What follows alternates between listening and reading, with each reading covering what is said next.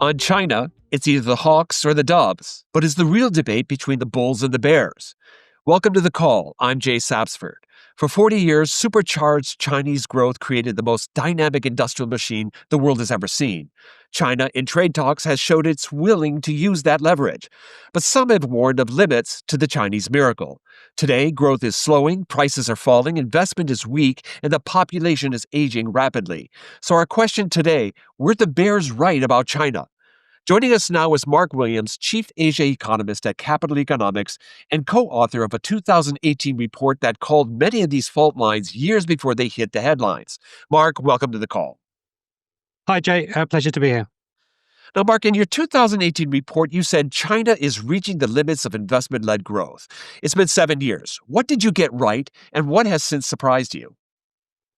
Yes. Well, as you said, back in 2018, China had been outperforming the global economy and emerging economy peers for decades by that point. And the sort of consensus view was essentially, I think, that this would continue, that China would continue to be an outperformer. And the debate was really about, when would China overtake the US as the world's largest economy? And, people said maybe mid-2020s, late 2020s, early 2030s as the latest, really, would seem to be the point of the debate. But when we looked at the drivers of China's growth, it became pretty clear that all of the drivers were stalling, if you like. You can think of demographics as being one part of it. Urbanization, we felt by the mid-2010s, had already largely run its course. Productivity growth has slowed. We can come on to talk a bit about that. But in particular, the key driver in the 2010s of China's growth was investment. Almost all of China's growth was just coming from building more stuff, building more houses, building more ports and highways and high-speed rail. But we could see that the returns on that investment were dropping off quite sharply. And China was in a sort of paradoxical position where you looked at it, it was incredibly kind of gleaming, shiny economy with fantastic infrastructure. But that, of course, meant that it couldn't continue to build the infrastructure. It already got it. And so that wasn't going to be a driver of growth in future. And we projected forward what we thought was likely to happen and came to the conclusion that instead of growing at a sort of 7% pace, as a lot of people thought, that growth would steadily slow through the late 2010s and through this decade and end up at about 2% in 2030. And importantly, as a result of that, would not overtake the U.S. economy. So you mentioned that it was this investment-led growth, and that made sense when China was an underinvested economy. But now that it seems to have been saturated with all of this infrastructural investment over the past decades, what it really needs is consumption to really kick in at this point. What are the prospects for that? Well, in some ways, they're looking a little bit better than they have done for a couple of decades. I mean, this isn't a new problem. We can go back to 2007. The prime minister at the time, Wen Jiabao, said that China's economy was unbalanced and unsustainable. So it's an issue that China's leadership has acknowledged for that's getting on for 20 years now. But China also does have a deep-seated sort of preference for investment. Recently, there have been some interesting suggestions of a shift. There's a 5-year plan is going to be published in March. And as part of that, it looks like there'll be a pledge to increase consumption as a share of GDP, which would be a big departure from the past. However, the plan also talks about making sure that China's industry remains strong, making sure that China remains at the cutting edge or gets to the cutting edge in lots of industries. So while they are talking about boosting consumption, they're still also talking about investing in industry and so on. So there's a bit of a contradiction there. It's interesting. You talked about when we talk about consumption, China's population is aging very rapidly, and they don't have a very strong social safety net. It seems to me that if you're a person who's aging, not clear how long you're going to live, that your reaction is going to be to try to hoard as much cash as you can for the years ahead. I wonder how that might impact this plan to increase consumption. Yeah, I think people do need to be a lot more reassured about the safety net. As you say, the pensions safety net is very, very weak, but also unemployment insurance is there's very little there. People save for their medical bills as well, and also for younger people, property prices are still, despite the property crisis in China over the past few years, property prices are still pretty high in many places. So people are saving for that. So if you look at the overall savings rate, the typical household in China is saving about a third of their income, which is far higher than we see in other economies. Now, Mark, we're putting up a chart that shows China's economy relative to the U.S. It's a fascinating story. China's GDP goes gangbusters for decades. It was well on its way to catching up with the U.S.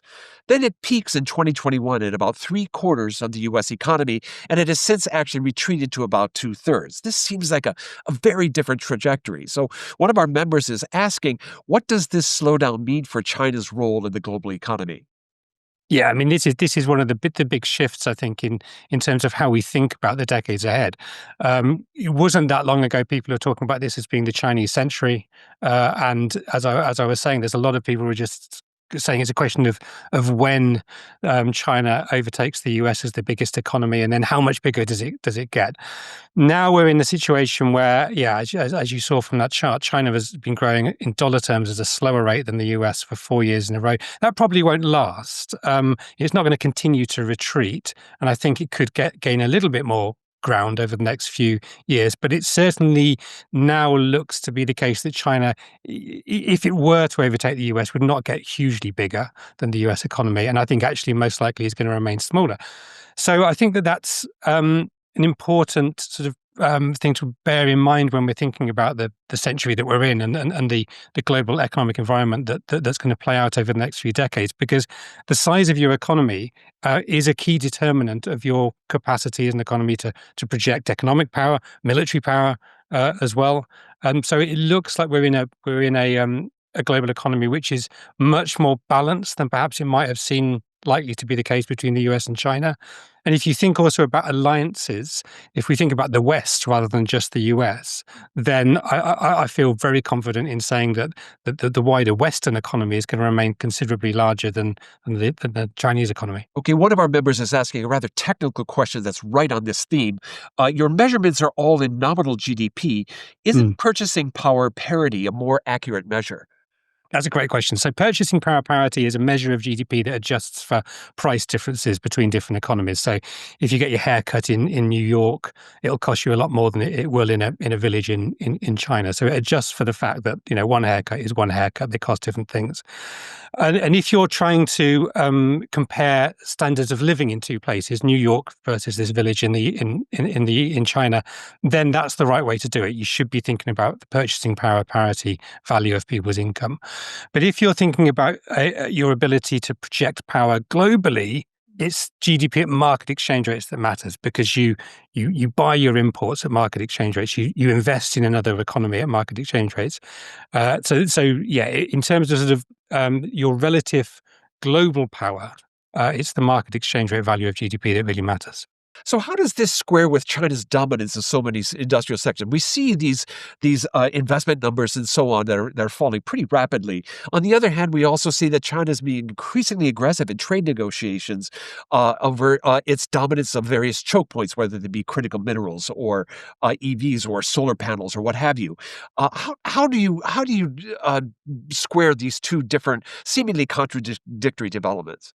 Yeah, they are seemingly contradictory, but they're both true in the sense that, I mean, China does have this huge industrial sector. China's industry is as big as the next three biggest combined. That's the US, Japan, and Germany. And within that, I think, as we're all aware now, there are some fiercely competitive Chinese companies. We've got BYD sells more EVs globally than Tesla does. The Chinese AI models are not far behind the AI models made by US tech firms. So you've got a fiercely competitive industrial sector. But yes, as you say, the wider economy is struggling. And the answer, the way you square that, is that actually this priority given to investment. China has been investing more than 40% of its GDP every year for the past 15 years. And the US, for contrast, is about 20% of its GDP is invested. And that's been true going back to the 60s. It isn't just that the US is not investing much now. 20% of GDP is just the norm. So China's been investing double that for the past 15 years. That has meant you've got huge industry, but also if you think outside China that it's difficult competing with Chinese firms, it's far harder if you're a Chinese firm surrounded by other companies that have all had this massive investment into them. So China's industry is now just a huge overcapacity across a wide range of sectors, which means that very many firms are not making any money. About a third of firms in industry are losing money, but somewhat perversely, they don't go out of business because local governments often are quite happy to kind of keep them going. Banks are kind of happy to keep them going. So you end up with this rather sort of strange situation of a very large sector, but any of the firms in that sector are going to be feeling quite weak.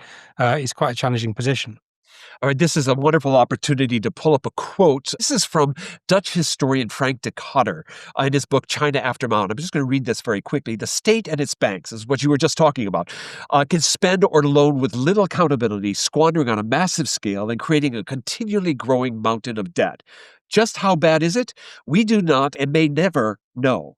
Now, it raises to me this question: how long can China go on? Can this go on indefinitely with China ignoring the rules of the capital constraints and the other rules of capitalism that the rest of us all have to play to? In China's case, seems like they can just sort of ignore this and keep charging ahead. Am I right about that? Or yeah, it's to an extent. I mean, one of the ways debates about China tend to go is you get, as you mentioned at the beginning, there's the kind of the bulls versus the bears, and a lot of people on the bearish side of the argument talk about a hard landing in China, a collapse in China, or some sort of crisis in China.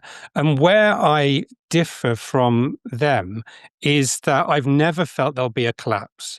Actually, which is what you would get if this was a more capitalist economy and you had banks just rolling over loans to loss-making companies, to these zombie companies. A day of reckoning would come. But it doesn't come in China because these are state-owned banks. A lot of the companies are state-owned companies who are borrowing as well. It sort of remains within the state. This can continue for a very long time. But a cost is still being paid by the economy because the result of this is that we have a growing misallocation of resources. We have companies that are not making any money, that are losing money, are still holding on to workers. They're using land and energy, and they're using up resources that could otherwise be deployed more effectively.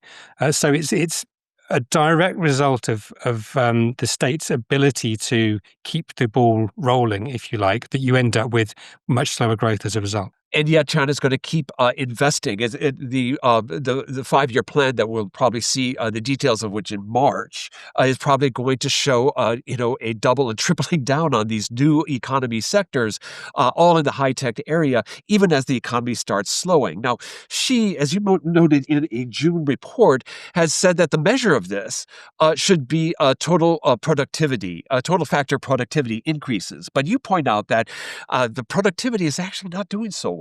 I wonder if you can comment on that. It's really striking. You would think that for a poorer economy, particularly one that seems to be doing so well in frontier industries as China, you would think that overall productivity would be doing well as well. But on the broadest measure of productivity that we have, that economists use to look across a whole economy, actually, since Xi Jinping came to power, it's been performing worse than the US and worse than Japan. So it has been very poor. And I think that that is also a result of state policies. There's been a huge push into industrial policy, things like subsidies, different forms of support for sectors that the leadership wants to promote. So that includes EVs, for example, but many other sectors as well, chip making, commercial aircraft, and so on. And there's been some really good studies that have been done over the past 2 or 3 years looking at the impact of those subsidies and supports. And what they consistently find is that while you sometimes end up with 1 or 2 companies kind of emerge from this better off, many of the results are kind of rather perverse. You end up with companies that are less productive getting more subsidies because they're better connected. You end up with firms that are not very productive moving into the areas where they can get new subsidies. Some firms just start to generate patents because they can get subsidies for them, and they're not kind of valuable patents. So the use of industrial policy, while it does have some successes, and we can point to the EV sector, for example, as having some successes, overall is deadening productivity across the economy. And it's costing an awful lot as well. Some of the recent estimates suggest about 4% of China's GDP each year is going into various forms of industrial policy. So we've been talking about GDP numbers in nominal terms all the show. One of our members is asking, do you trust the China GDP numbers? What do you think the real growth numbers could be? So the official figures right now say that the economy this year so far has grown by about 5%. There are two things slightly dodgy, we could say, about the official GDP figures. One is that they're incredibly stable from quarter to quarter and from year to year. And the other is the level of them. If China really is growing at 5% right now, that actually is a really pretty decent performance for an economy at its income level. But everything on the ground, my colleagues have been traveling around China over the past few months. Everything on the ground seems to suggest that it is not an economy that is doing that well. Sentiment is on the ground is very weak. That's one of the reasons why consumer spending is quite depressed as well. People don't feel that it's doing very well. We've got our own proxy measure for China's growth. We use a lot of low-level indicators and try and come up with our own estimate of the economy's growth rate, which we started to publish this back in 2009. So we've been doing it quite a long time because even back then, clients were coming to us saying, not really sure about these numbers. Back then, our conclusion was that broadly speaking, the official figures were kind of the right ballpark. But recently, a big gap has opened up, and particularly this year, official figures say about 5% growth. We think about 3% is closer to the reality. Another member is asking, what role does the weaker RMB play in those forecasts that you just mentioned? It has weakened recently, although we've had a bit of a recover in the past couple of weeks, I've noted. But I'm just wondering, the GDP numbers, particularly as a percentage of the world GDP or the United States, does the weaker renminbi play into those calculations? Yeah, so the decline in China's share of the global economy, it's partly due to weaker growth overall, but two big factors. One is the renminbi weakening has diminished China's size in dollar terms, if you like. The other one is deflation within China's economy. So for any given growth rate of the real economy, the nominal growth rate is lower because prices are falling so much, and that in turn is a reflection of the fact that there's so much overcapacity in the economy. So deflation will continue, but I think there's a reasonable chance that the currency will gain more ground against the dollar over the next few years. All right, Mark, as a final question, let me ask you something from the horizon. This is a deck of geopolitical questions we on the Global Intelligence Desk use to engage with our members. And here's the question, our third question in this stack. Can China revive its economic growth miracle? I mean, is the miracle over? Is another way of asking the same question, I suppose. Well, I think one of the key points in our view that growth is going to slow to 2% is that 2% wouldn't be bad. The U.S. economy typically grows at 2% most years. That's fine. Even most emerging economies, somewhere like Brazil, would be fine growing at 2%. So it's not a disaster for China's growth to slow to 2%. It's just normality. It's just China moving from being an outperformer to being a normal economy. So I don't think it's the end of the growth miracle in that sense.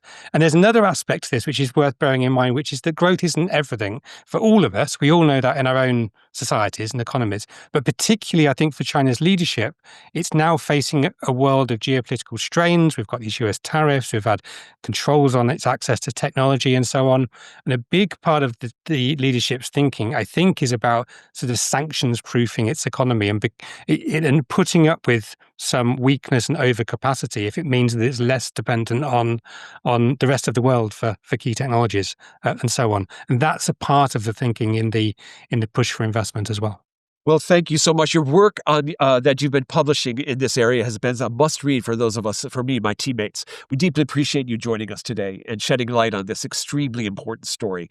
Mark Williams, Chief Asia Economist at Capital Economics, thank you so much for joining us. Thanks a lot for having me. Our audience has gotten their shot of informational espresso and is ready to tackle the day. If you want more on the horizon, please contact the Global Intelligence Desk. Missed a live episode? Catch the replay on our website, LinkedIn, or on YouTube. You can also listen to the call's podcast edition on Apple, Spotify, or wherever you get your podcasts. Thank you to our members for joining us. This has been The Call, brought to you by the Global Intelligence Desk, asking the right questions to navigate uncertain times.